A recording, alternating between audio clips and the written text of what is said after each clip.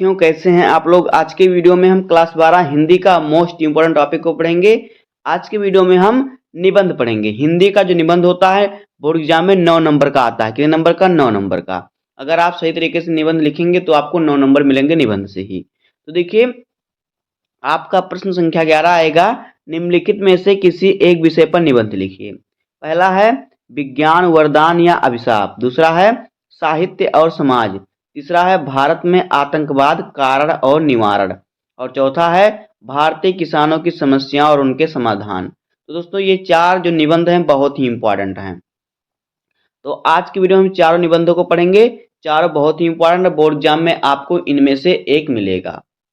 देखिए, पहले हम पढ़ते हैं विज्ञान वरदान या अभिशाप पर। बहुत ही इंपॉर्टेंट निबंध है। तो देखिए, लिखने का सही तरीका क्या होता है, किस प्रकार से लिखेंगे आप, तो आपको पूरे 9 नंबर मिलेंगे।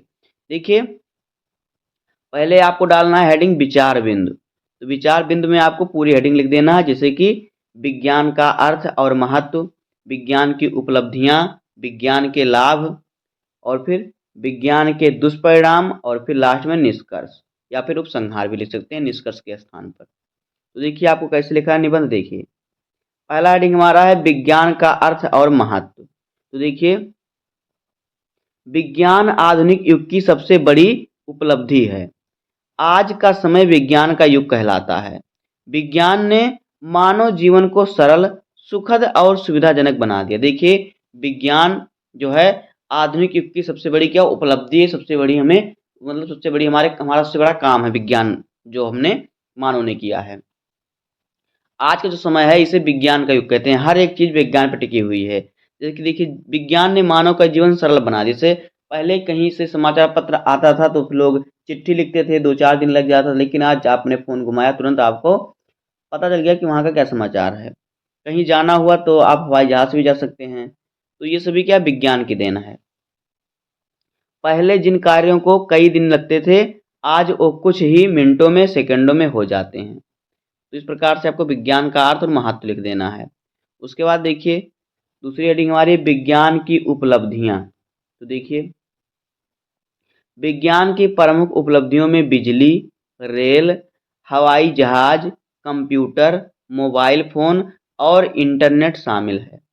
चिकित्सा क्षेत्र में x ray, CT scan, robotic surgery और नई दवाओं के कारण असाध्य रोगों का उपचार संभव है। जो रोग नहीं ठीक हो सकते थे उनका भी उपचार संभव हुआ, असाध्य रोगों का उपचार संभव हुआ है। कृषि क्षेत्र में ट्रैक्टर, उन्नत बीज और सिंचाई के साधनों से उत्पादन बढ़ गया है। पहले के जमाने में लोग कुएं से सिंचाई करते थे, लेकिन आज आज सबके पास मोटर है, मशीन है, उससे सिंचाई कर रहे हैं। और फिर देखिए, ट्रैक्टर है जो खेत जुताई के काम आता है। पहले सब कुदाल से खेत जोतते थे। तो इस प्रकार से विज्ञान ने क्या किया है, बहुत कुछ हमको दिया है। और विज्ञान ने हमारे क्या है साधनों को साधनों को बढ़ाया है, जिससे क्या है हमारे कृषि क्षेत्र में उत्पादन की क्षमता बढ़ी है। उसके बाद देखिए, विज्ञान के लाभ। देखिए, विज्ञान के अनेक लाभ हैं। संचार के साधनों ने पूरे विश्व को एक सूत्र में बांध दिया है।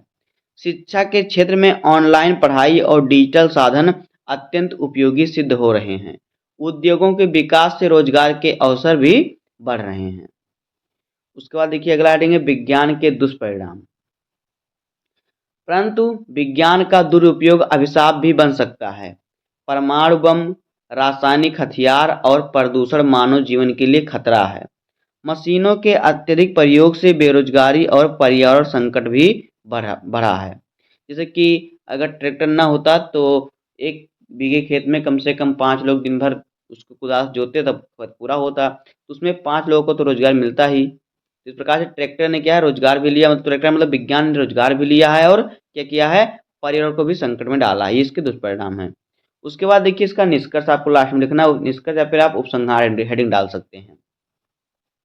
अतः विज्ञान न तो पूर्ण रूप से वरदान है और न ही अभिशाप है। यह उसके उपयोग पर निर्भर करता है। यदि इसका उपयोग मानव कल्याण के लिए किया जाए तो यह वरदान है, अन्यथा यह अभिशाप है। दोस्तों, बस इतना आप अगर इस प्रकार से लिख देंगे निबंध तो आपको 9 नंबर यहाँ से पूरा मिलेगा, कोई 1 नंबर आपका नहीं काट सकता। उसके बाद देखिए, अगला निबंध हमारा क्या है, साहित्य और समाज। तो देखिए इसमें भी हमने आपको विचार बिंदु बताया लिखने के लिए, विचार बिंदु इंपॉर्टेंट है। तो देखिए विचार बिंदु आप लिखेंगे इसमें हेडिंग को। पहला क्या है, साहित्य और समाज का संबंध। दूसरा है साहित्य समाज का दर्पण। तीसरा है समाज पर साहित्य का प्रभाव। और चौथा है समय अनुसार साहित्य में परिवर्तन। और फिर पांचवा है निष्कर्ष। तो देखिए अब हम लिखते हैं निबंध को। पहला हेडिंग हमारा है साहित्य और समाज का संबंध। तो देखिए साहित्य और समाज का संबंध अत्यंत घनिष्ठ है। साहित्य समाज का दर्पण कहा जाता है क्योंकि समाज में घटित घटनाएं और विचार साहित्य में प्रतिबंधित होते हैं। लेखक अपने आप की समस्याओं, भावनाओं और संघर्षों को अपनी रचनाओं में व्यक्त करता है। अगला हेडिंग है साहित्य समाज का दर्पण। तो देखिए साहित्य समाज को दिशा देने का कार्य करता है। कबीर, तुलसीदास, प्रेमचंद और महादेवी वर्मा जैसे साहित्यकारों ने समाज में जागरूकता फैलाई है। प्रेमचंद ने अपनी कहानियों में ग्रामीण जीवन और रासायनिक कुरीतियों का भी चित्रण किया है। ये हो जाएगा साहित्य समाज का दर्पण। इसी प्रकार से आपको हेडिंग डाल डाल के लिखना है। उसके बाद है समाज पर साहित्य का प्रभाव। तो देखिए साहित्य मनुष्य के भीतर नैतिक मूल्यों का विकास करता है। यह हमें प्रेम, सहानुभूति और सदाचार की शिक्षा देता है। समाज में एकता और भाईचारे की भावना को बढ़ावा देता है। उसके बाद देखिए अगला हेडिंग है समय अनुसार साहित्य में परिवर्तन। तो देखिए समय अनुसार साहित्य में परिवर्तन होता रहता है। स्वतंत्रता संग्राम के समय देशभक्ति साहित्य प्रमुख था, जबकि आज के समय में आधुनिक समस्याएं और तकनीकी जीवन की झलक क्या होती है, तकनीकी से क्या होती है, जीवन की झलक मिलती है। उसके बाद देखिए हमें लास्ट में लिखना है निष्कर्ष यानी कि उपसंहार। इसमें आपको लिखना है अतः साहित्य और समाज एक दूसरे के पूरक हैं। साहित्य समाज को मार्गदर्शन देता है और समाज साहित्य को प्रेरणा देता है। तो इतना आपको लिखना है साहित्य और समाज का संबंध पे निबंध। तो यहाँ से आपको मिलेगा 9 नंबर। अगर आप इस प्रकार से लिखेंगे तभी आपको पूरे नंबर मिलेंगे। उसके बाद देखिए अगला निबंध है भारत में आतंकवाद के कारण और निवारण। तो देखिए विचार बिंदु हमारा है आतंकवाद की परिभाषा, भारत में आतंकवाद की स्थिति, आतंकवाद के कारण, निवारण के उपाय और लास्ट में निष्कर्ष या फिर उपसंहार भी आप लिख सकते हैं। तो देखिए हम निबंध लिखना स्टार्ट करते हैं। देखिए आतंकवाद की परिभाषा। तो देखिए आतंकवाद वह हिंसक गतिविधि है जिसके माध्यम से भय उत्पन्न कर अपने उद्देश्य पूरे किए जाते हैं। भारत भी लंबे समय से आतंकवाद की समस्या से जूझ रहा है। कई राज्यों में आतंकवादी घटनाएं जैसे कि शांति और एकता को चुनौती देती रही हैं। उसके बाद देखिए अगला हेडिंग है आतंकवाद के कारण। तो देखिए आतंकवाद के कई कारण हैं, बेरोजगारी, अशिक्षा, कट्टरता और बाहरी शक्तियों का हस्तक्षेप इसके प्रमुख कारण हैं। कुछ लोग स्वार्थ या भ्रमवश हिंसा का मार्ग अपनाते हैं। उसके बाद देखिए अगला है भारत में आतंकवाद की स्थिति। तो देखिए आतंकवाद देश की सुरक्षा और विकास के लिए गंभीर खतरा है। इससे निर्दोष लोगों की जान जाती है और आर्थिक क्षति का भी क्या होती है, आर्थिक क्षति भी होती है, यानी आर्थिक चीजें भी नष्ट होती हैं। उसके बाद देखिए निवारण के उपाय। देखिए इसके निवारण के लिए कड़े सुरक्षा प्रबंध, आधुनिक तकनीकी और सशक्त खुफिया तंत्र आवश्यक है। साथ ही शिक्षा का प्रसार, रोजगार के अवसर और सामाजिक समरसता भी जरूरी है। युवाओं को सही मार्गदर्शन देना चाहिए ताकि वे भटके नहीं। लास्ट में आपको लिखना है निष्कर्ष। देखिए निष्कर्ष में आपको लिखना है आतंकवाद का समाधान केवल शक्ति से नहीं बल्कि समझदारी और एकता से संभव है। राष्ट्रीय एकता ही इसका सबसे बड़ा उत्तर है। उसके बाद देखिए अगला निबंध है भारतीय किसानों की समस्याएं और उनके समाधान। तो देखिए विचार बिंदु में लिखना है भारत में किसान का महत्व, किसानों की प्रमुख समस्याएं, प्राकृतिक और आर्थिक संकट, समाधान के उपाय और निष्कर्ष। तो देखिए यहाँ पे हेडिंग हमारा है भारत में किसानों का महत्व। तो देखिए भारत एक कृषि प्रधान देश है। देश की अधिकांश जनसंख्या कृषि पर निर्भर है। किसान हमारे अन्नदाता हैं, परंतु उन्हें अनेक समस्याओं का सामना करना पड़ता है। उसके बाद देखिए दूसरी हेडिंग है किसानों की प्रमुख समस्याएं। तो देखिए किसानों की प्रमुख समस्याओं में ऋणग्रस्तता, प्राकृतिक आपदाएं, सिंचाई की कमी और उचित मूल्य न मिलना शामिल है। वर्षा पर निर्भर खेती के कारण कभी सूखा तो कभी बाढ़ से फसल नष्ट हो जाती है।